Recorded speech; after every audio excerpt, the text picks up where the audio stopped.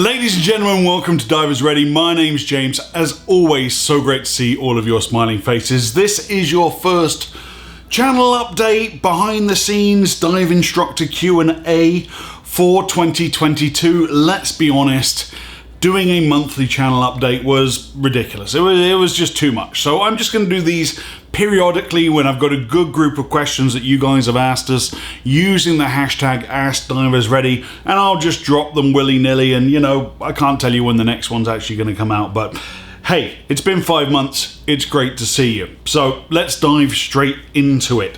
First and foremost, our new newsletter is out. Thank you to everyone who commented and gave feedback and beta tested our new website. A whole bunch of you went there and signed up for our newsletter, and the first edition should be in your inbox by the time you're watching this. So any feedback you've got on the newsletter, what content would you like to see delivered straight to you via email, is greatly received. Feel free by all means to drop us a comment.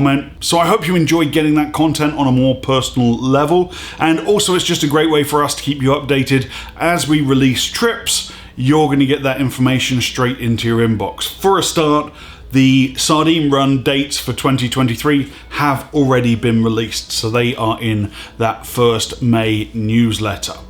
The silent auction is back. Last year, if you remember, you guys helped me create space in my dive locker while picking up some bargains for yourself. Well, a year on, and we're at capacity again, so it's time for some spring cleaning silent auction action. That is not easy to say.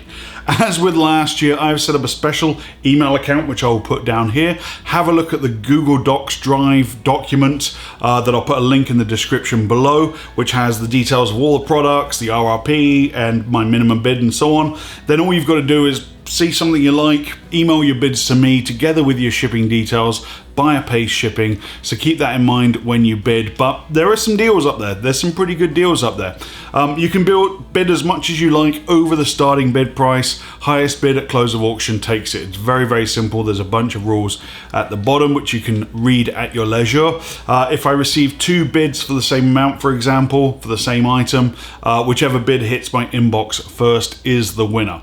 I will close the auction next Monday, May the 16th, and notify all winners via email. And may the odds be ever in your favor. So that's that. Let's talk about some upcoming content for the channel. We have some exciting new sponsors coming to Divers Ready, including a much requested series of videos on different equipment configurations sponsored by Hollis. So they've been kind enough to send me their entire new range of wings and BCDs. We're going to put everything together, and we're going to go through single tank, double tank, which wing, how much lift do you need, all those questions I get asked all the time that I haven't made videos on yet, including the answer to the almighty swinging question that I get probably more than any other question: which is better, side mount or back mount? We will answer that once and for all.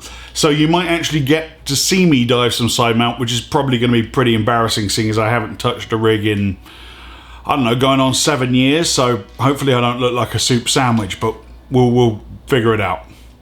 We also have some private travel planned. Karina and I are heading to Honduras and Grand Cayman this summer, and I'm sure we'll be shooting lots of content in both locations. And because I know how gear mad you are, there are plenty of reviews coming down the content pipeline from Shearwater, Garmin, Dive Right, Hollis, Bear. Yeah, I got a lot of videos to do. A lot. Like a lot. But I'm, happy to do the work. Right, let's dive into Dive Instructor Q&A time. Lots of fantastic questions. If you've got a question for me, you can drop it on any comment section of any video we do, as long as you use the hashtag AskDiversReady, because that is actually what I'm going to search for to find your questions. And I've got to start with Gloria Braunschweig, I hope I pronounced that right. James, subscribe to your YouTube channel. Love/subscribe, not love subscribing, that doesn't make sense. Would you do a video on tips for senior divers? I'm 72, back is getting stiff, PFO followed by a cardiologist, always dive night drugs, but I don't know what I don't know. Hashtag AskDiversReady. And she finished it by saying, by the way, I signed on to Instagram just to send you a message. So Gloria, thanks so much. much. Welcome to the channel. Tips for older divers. Yeah, absolutely. It's always a good idea to look at the size of boats that you're going to be diving with. Is it a huge cattle herding operation, or is it a small sort of 6-pack or 8-pack charter kind of boat? The smaller the group, the more individual attention you can expect from the crew. And don't be afraid to ask for help. Trust me, dive masters out there, instructors out there are full of vigor and want to help you out. So don't feel like you're, inconvenience them if you ask, for example, that you need to kit up in the water. If they need to jump in and help you to take your kit off in the water, anything like that, they should be happy to do. And if they're not happy to do, don't dive with that dive center again, because that's a perfectly normal request. So definitely when it comes to like back issues, climbing a ladder with gear on is not recommended at all. So get ready to take your kit off in the water. If you haven't done that before, practice in the pool first. But yeah, just things like that are really going to help you out. Thanks so much for your question, Gloria. Weldon asks, hey James, have you ever done a review on EPIRB's uses and products? Hashtag AskDiversReady. EPIRB, if you're not familiar, electronic position indicating radio beacon or radar beacon, depending on how they reflect, is basically a portable location device. All dive boats are required to have them in US waters by Coast Guard law, but you also get personal EPIRBs, locator beacons and so on. Garmin, for example, makes one. So the answer to your question is no, I have never done a review on them, and it is something that I should probably reach out to the team at Garmin and see if they could send me the inReach with the dive housing or something like that, so I could actually test it out. It's a very tough thing to review because it's something you should only ever have to use in an emergency. You can't simulate using an EPIRB, so it would be quite tough for me to be like, oh yeah, this one works really well while there's a rescue helicopter coming in to pick me up out of the sea, and now I've got a $100,000 fine for misuse of emergency rescue equipment or something crazy like that. But yeah, it's something we need to talk about on this channel because they are becoming more and more popular and more present on dive boats. So I'm sure it will come up as a topic. I don't know if it will be a full review. Thank you for your question. Scuba Crow, hashtag AskDiversReady. Hi James, can you please make a video about your dive right side lock reel? There is not a single quality video on the entirety of YouTube. How long is your reel? Can it be used for DSMB? Thank you. Scuba Crow, you're in luck. I actually have a quick tips video coming out in a couple of weeks, I believe. That is just on reels, because I realized that we hadn't made that video yet. We did one on spools, but we didn't actually look at bigger, what I call big boy reels with, all the features of that. So yes, that is coming to the channel. Laura Allen, hashtag AskDiversReady. My buddy and I are currently in the process of building our dive gear cleaning stations, and I would like your tips for cleaning different types of gear and was inspired by your dive locker. It's a long paragraph that she writes, but she basically goes on to say that she's trying to build good habits because they have fallen into the habit of being lazy with their gear after a dive, and they come back and perhaps they're not as thorough with it as possible. So we did make the gear maintenance series last year, sponsored by Dive Right, and we show you how to clean each particular piece of kit. But I know that Laura is more interested or concerned with actually the process of how I wash my gear. So I can talk you through that real briefly. As you know, I dive predominantly either up in Pompano Beach, which is about an hour north of me, or down in Key Largo, which is about an hour and a quarter south of me. And generally when I get off the dive boat and I've got all my gear, I don't normally rinse it on the dock at the dive center. I normally throw it in my truck and take care of it once I got home. So it's really not a big deal for it to sit in the salt for that short period of time while I'm driving back to my house, and I'd rather that than dunk it in the communal tanks with God knows what else floating around in there. And I'm not a germaphobe, but if I've got the facility here at home, why wouldn't I use it? So I have the rinse tank, it's plumbed in, it has drainage and a freshwater supply. I generally use a weakened stearamine solution for all my dive gear, just to kill any nasties on it. I back my truck up the driveway, I open the sliding gate, all of my dive gear goes in first, electronics, regulator and so on, and I use those plastic crates so I can actually sit it in there and leave it to soak for a long time, and then pick everything out at the same time, drain it, and then put it all out to dry on my rack. And then the last things I wash are my BCD and my wetsuit, which I hang up on hangers to drip dry. And once they've drip dried, Then I move them inside out of the Florida sun to finish drying thoroughly in the dive locker in the gear shed, or the gear part of the dive locker next door. So that's basically my process. What I will also do is take my electronics, and after they've had the general soak, I'll gather them all together, I'll charge what needs to be charged, and I may also give them an additional soak inside in a vat of fresh water. So thank you so much for your question, Laura. Toryless asks, I have a stupid question. No such thing as a stupid question, Toryless. You can ask me whatever you want. Why do you tend to dive with your arms extended in front of you and your fins upward? I've seen you do that in other videos. I can guess the fins is to avoid them accidentally touching below you and to bring them horizontal when moving. Or are there other reasons, but I am less sure why your arms and hands are out in front. So basically, why is the good trim position arms and hands out in front, and why do I have my feet up in the air? So let's talk about that in you know, the broadest sort of sense of trim, okay? Generally, we want to be as hydrodynamic moving through the water as possible. So there's two things we can do. We can optimize our equipment so we don't look like an over-decorated Christmas tree, and we can make sure that our body is in the best, most efficient position like a submarine, so when we propel ourselves, we move nice and cleanly through the water. Now, I predominantly favor the frog kick style of kicking because doing a lot of wreck diving, it's the best way to avoid kicking up a lot of sediment, right? And avoiding that sort of fin wash. And also, if your fins are nice and high above the tank level, you're not going to be kicking coral, and you're going to be able to draw nice clean water over your fins and get really efficient propulsion. So that's one reason why you see my feet up in the air, so that it gives a nice, clean, efficient frog kick.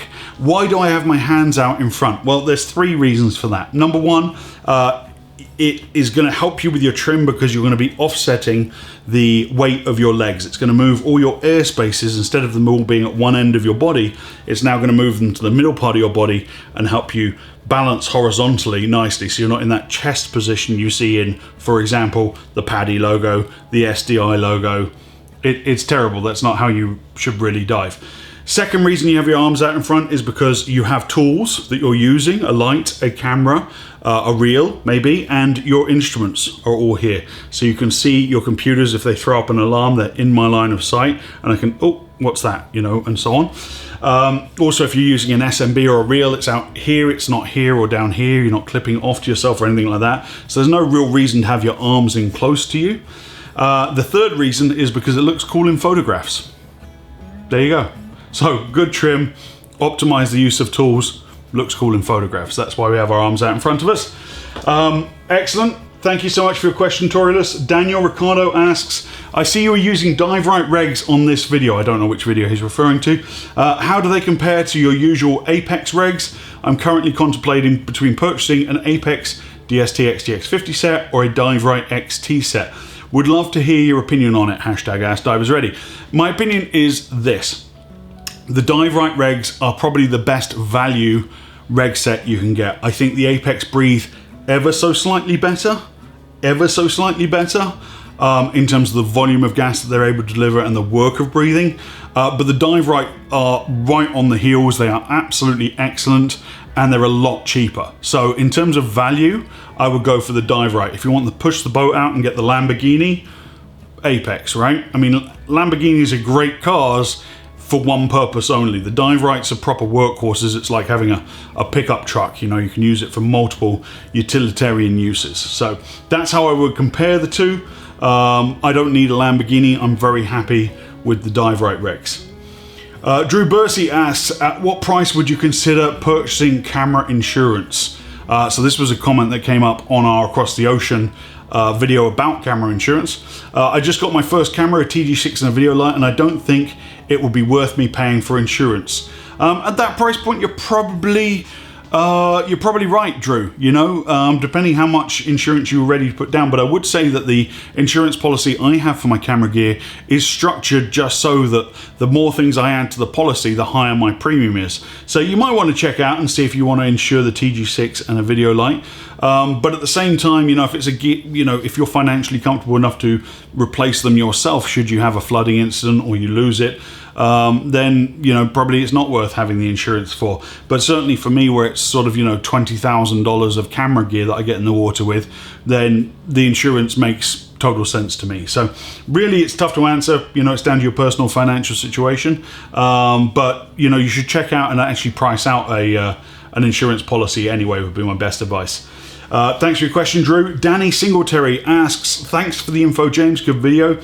Question on the current that pushed you down. How should a diver respond to that if it does occur? Danny. Great question, Danny. Thank you so much. So he's talking about the current episode that we did as part of the How to Dive in the Ocean series. Yeah, downdrafts are bloody scary, and they happen where you've got two forces of water going the opposite direction, or you've got a current going one way and the tide trying to pull in the other direction, and one has to be forced below the other one. And if you've got the right topography for it, that water turns into an underwater waterfall, and that's basically what I got caught in Indonesia. So what did we do? Well, we actually tried to put more gas and become positively buoyant in the BCD, because it's a lot better to be bent on the surface on your way to a chamber than it is to be flushed down 10,000 feet. We physically grabbed onto the wall that we were diving along the edge of. I'm sorry, I destroyed a lot of coral on that dive, but I probably saved my own life in doing so. And we literally crawled hand over hand up the face of the wall, over the edge of it with the water pushing us so crazy, and crawled away. We tried deploying DSMBs when we got up there, and they were just blown away. They just instantly gone. Forget about that. Let go of the reel, gone. And yeah, it was a really hairy situation, and probably the closest I've ever come to dying on a dive. So super scary. I don't know what the agencies would tell you that the correct response is. They'd probably say don't dive in a downdraft, but that's not always avoidable, because we weren't expecting one on this dive and it happened. So hope that answers your question. We just did the best we could. Speaking of Indonesia, Anil Yakin, sorry if I butchered that name. Hi James, apa kabar, how are you, from Indonesia? Really love your channel. You've been diving for over 2 decades. Can you make a video about your logbook and what hints and tips for a new diver like me? Thank you. Yeah, Anil, absolutely. Logs these days, you know, I don't understand why agencies are still requiring paper logbooks, other than it's one more thing that they can sell you. All logs these days are digital, but the challenge comes that, you know, if you're renting a computer or you're renting a dive gear, how do you get the log off of that rental computer onto something that you can take with you? So there's still that sort of hangover about, you know, logbooks, but if you follow my advice of the first 5 pieces of dive equipment that you buy for yourself and invest in your own computer, that computer is going to log the dives for you. So it's not such a big deal. That would be my best advice. Okay, Paul Hoff asks, so not about the computer, but what is the deal with the Husky gloves? So in some of my videos, you'll see that I wear Husky work gloves, and I get them at Home Depot, right? Obviously, if Ziggy approves, if it's got a Husky on it, it's top quality, obviously. So no, I use these Husky gloves because they are basically the exact same as dive branded gloves you can get, but they're like $5 in your hardware store, as opposed to, you know, stamp a Scuba Pro on it or an Aqualung on it, and all of a sudden they cost an absolute fortune. And gloves for me are a wear and tear item. I do go through them because they're always in salt water, and I'm inside wrecks and it's rusty and all that kind of good stuff. So I just generally go with just non-diving hardware gloves. That's the deal. Hope that answers your question, Paul. Wise Guy 91 asks, or Vice Guy 91, I see what you did there, nice. What do you put on your business cards and stickers? You mentioned a QR code, but curious what's too much versus too little on a business card and a sticker. So yeah, I have those promotional stickers that I put out that have the Divers Ready logo on and the QR code, and you scan that and it goes straight to our YouTube page. I also have the same QR code on my business card, but then I have the usual information, my name, my title, my business name, my phone number, and so on. So the business card is just a traditional business card with a very small printed QR code, and the stickers are just promotional stickers that I give out because they're in the shape of a scuba tank, and if you see me on a boat, ask for a sticker. They're in my Save a Dive kit. Cool. Faisal Zain asks, what do you think about the ultrasonic cleaner bath for electronics? not recommended. So the ultrasonic bath, which is great for cleaning metal parts of regulators, springs and so on, all the different little bits and pieces, really does a great job at removing all the sort of trace elements of dirt that creep into your regulator during a regular service. I would not recommend putting anything with a silicon chip into an ultrasonic bath, because I do not know and can only imagine that probably damage will be done. So would not recommend at all. Yeah, I have nothing more to say on that. No, don't do it. Bad idea. Anyway, there you have it, ladies and gentlemen. Our first behind the scenes sort of channel update for 2022. Thank you everyone who submitted your questions. I know everyone watching this is a subscriber already, so I'm not going to ask you to subscribe again. But if you did enjoy this video, if I answered your question, or if you learned something from it, give it the old thumbs up and maybe share it with your buddy. And of course, you're welcome to put in this or any of our videos comment sections your questions using, again, the hashtag AskDiversReady. Until next time, my name's James. This was your video for this week from Divers Ready. Dive safe, dive often.